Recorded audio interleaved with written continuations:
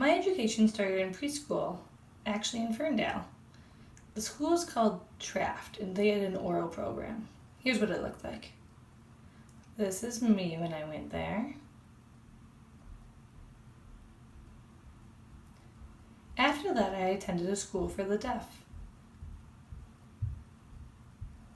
It was a Lutheran school for the deaf. Unfortunately, they're closed now. They had an oral program, but the deaf children were allowed to sign. This is me when I went there.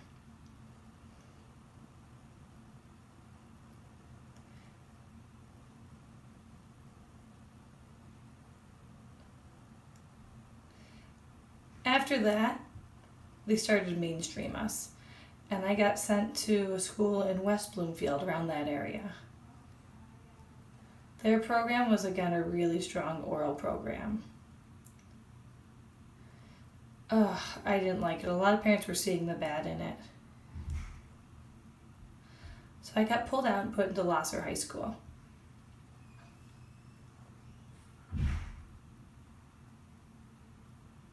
So when I started to learn sign, it was at the deaf school. Prior to that, all my signs I knew were home signs. I remember some where they were just a lot different than normal signs.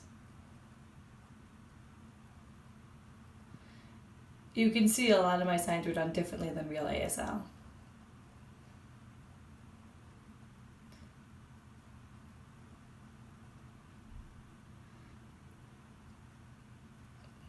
I remember we had a new house, and somebody my mom knew came over to help teach me.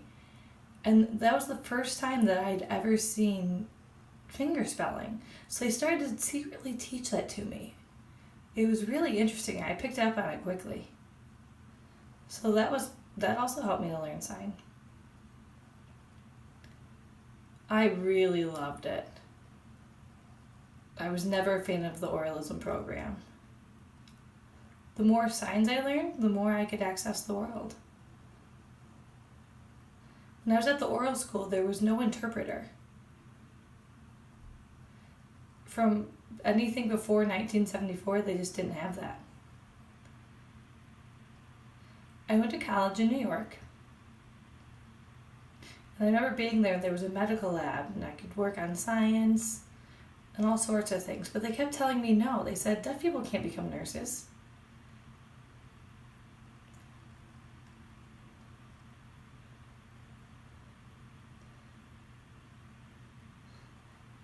But you could be an assistant. That was allowed.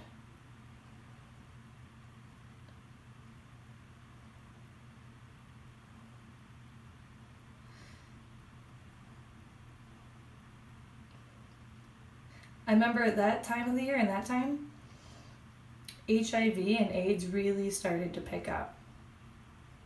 That was when that was becoming a thing. So then I had more options after that.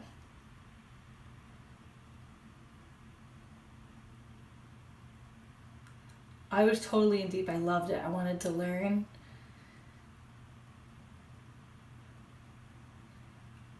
I had an interpreter I really connected with. It was very cool to have that experience.